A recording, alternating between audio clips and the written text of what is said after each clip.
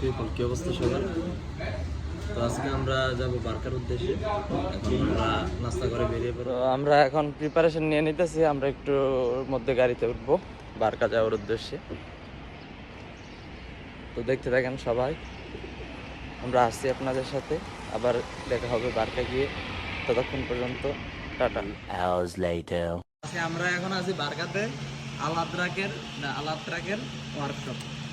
এইখানে আমরা কার্পেন্টারি একটু দেখানি দিই, ওইটা দেখান যাই ফ্রেমগুলো তৈরি করে। তো এই ফ্রেমগুলাতে আমরা এগুলা এই প্লাই ওইখানে আছে সোফা, ওই যে ওইটাতে আমরা লাগাইতেছি।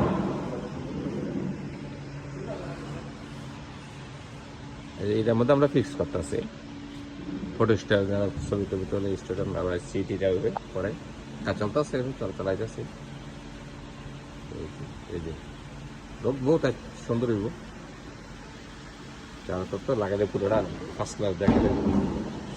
এখানে কাম করতেছি অবশ্য আমরা কোম্পানি রোলে আইসি তখন সব কাম করতে হয় দেখছো। লাগাইলাম লাগাইলাম এটা 7 সাইরে সাইড দিছি না 7 দিছি ওটা। হ্যাঁ লাগা দেখ সাবান। হ্যাঁ ঠিক আছে, একটু সাবান দেন, এটা পরে অ্যাডজাস্ট করে সাবান দেন। বাস বাস এরপর মারি বাস ভিতরে সেটা। হ্যাঁ ঠিক আছে।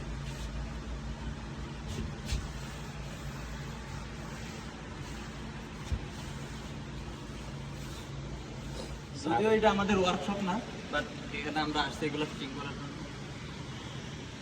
আমাদের কামাল ভাইয়ের হচ্ছে কাপড় কাটিং ডিপার্টমেন্ট, মানে কাপড় কাটিং করে তারপর সেলাই করে। তো এগুলো কাইটে দিতেছে অনেক কামাল ভাই।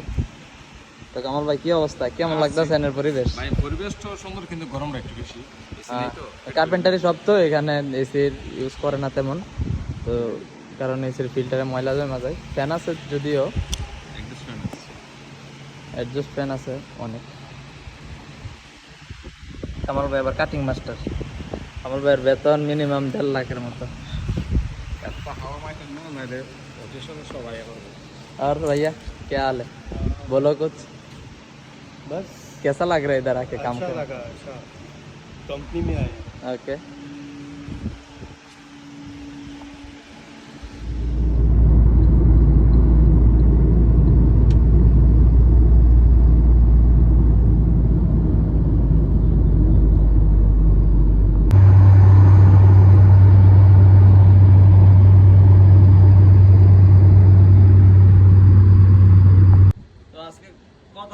আমরা যাবো বারকায় গিয়া টোটালি সবকিছু আপনাদের দেখাম। কিন্তু ভাই বিশ্বাস করেন, কাজের এই পরিমাণ চাওয়া ছিল। কাজ ওইখানে করছি, করার পর কাস্টমারে দেখাইছি, কাস্টমারে তারপর বলছে যে একটু ফল্ট হয়েছে। তো ফল্ট হয়েছে পরে কি আর, তারপর আমরা আবার রিপ্লেস করে করছি। বাইরে ভাই এত ব্যস্ততার মধ্যে কাটাইছি। এখন বাজে রাত্র প্রায় 12টার মতো, এখন আসছি। তো রান্না বান্না তো আজকে হবেই না।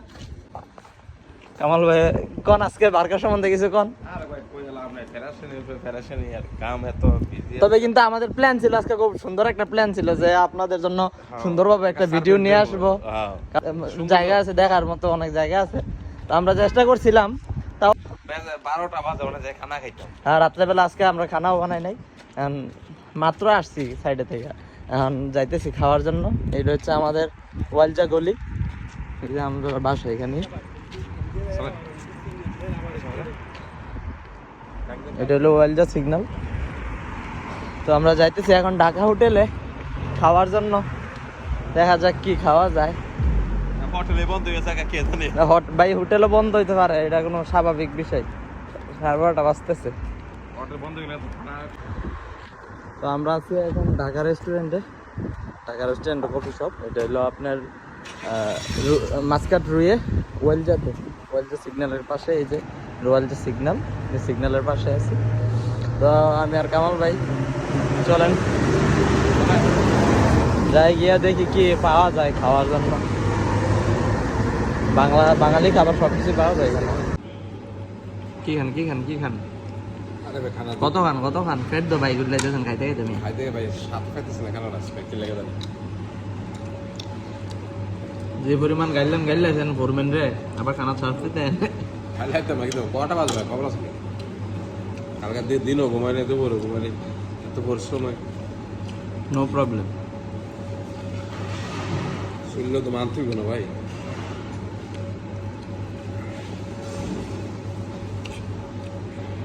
টাকা ইনকাম করতে হলে কষ্ট করতে হইব, হ্যাঁ টাকা ইনকাম করতে হলে কষ্ট করতে হইব। এটা তো স্বাভাবিক